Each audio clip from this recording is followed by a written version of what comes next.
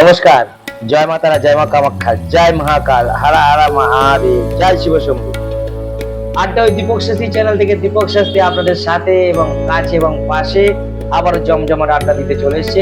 আপনারা জমজমাট আড্ডা দিতে চাইলে কমেন্ট বক্সে লিখে লিখে জানান, তাহলে আমিও আপনাদের সেই জমজমাট আড্ডার একজন গল্প তার হয়ে যাবো এবং আপনারাও আমার সাথে গল্প শোনার জন্য সাথে থাকবেন, কাছে থাকবেন, আমারও ভালো লাগবে, আমিও তাহলে আপনাদের পাশে থাক।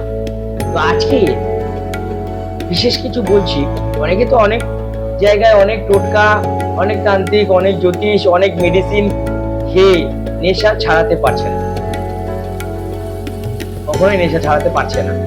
তো আপনার সন্তান নেশায় আসক্ত, সেখান থেকে আপনি আমার এই টিপসটা বা গুরুত্বপূর্ণ একবার করে দেখুন। কারণ আড্ডা দিতে গল্প করতে করতে আমি বলবো ছোট ছোট গল্প এই টিপসের মাধ্যম বা গুপ্তপ্রয়োগের মাধ্যম, সেটা আপনারা করবেন। আপনার সন্তান নেশা ছাড়তে বাধ্য।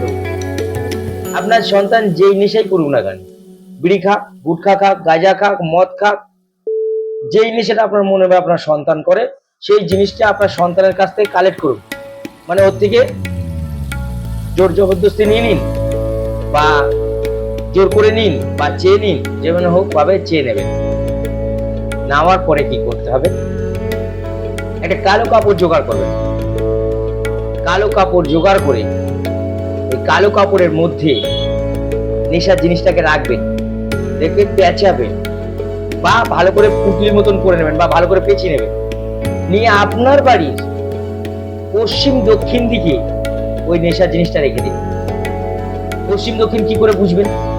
পশ্চিম বুঝলেন তো, পশ্চিমের দেয়ালটা বুঝে নিন। ধরুন এটা পশ্চিম আর এটা দক্ষিণ, এটা পশ্চিম আর এটা দক্ষিণ, এই দেখুন পশ্চিম দক্ষিণ, তাহলে এই দেয়ালটা পুরো পশ্চিম আর এই দেয়ালটা দক্ষিণ। তাহলে এই পশ্চিম দক্ষিণ হলে কোথায় হবে? এই পশ্চিমের দেয়ালে রাখবেন, এই কোনাটায়।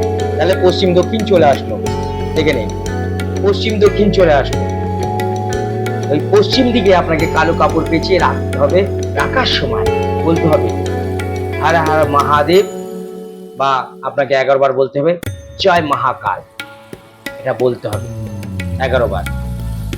এবং রাখার সময় এটা বলার পরে আপনার মনোকামনা জানাবেন যে আমার সন্তান এই নেশায় আসক্ত। আপনি বলবেন হে প্রভু বা ভগবান বা ঈশ্বর, যাই বলেন না কেন, ভোলেনাথকে যেভাবে ডাকেন না কেন, আপনি তাকে জানাবেন যে আমার সন্তান যেন নেশা থেকে বেরিয়ে আসে।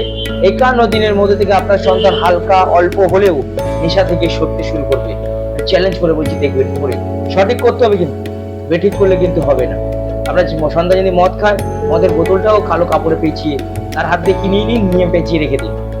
বিড়ি খেলে বিড়িটাকে, খৈনি খেলে, গুটখা খেলে, গাঁজা খেলে সেটাকে পেঁচিয়ে, যে কোনো নেশা করবে সেটাকে কালো কাপড়ে পেঁচিয়ে আপনারা এটা করবেন। কিবা শনিবার দিন করবেন, দেখবেন ভালো রেজাল্ট হবে।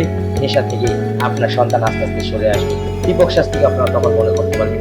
একটা কথা বলি, যারা আমার চ্যানেল দেখছেন তাদেরকে একটা কথাই বলবো যে এই আড্ডা দীপক শাস্ত্রী চ্যানেল শুধু আপনাদের জন্যই করা।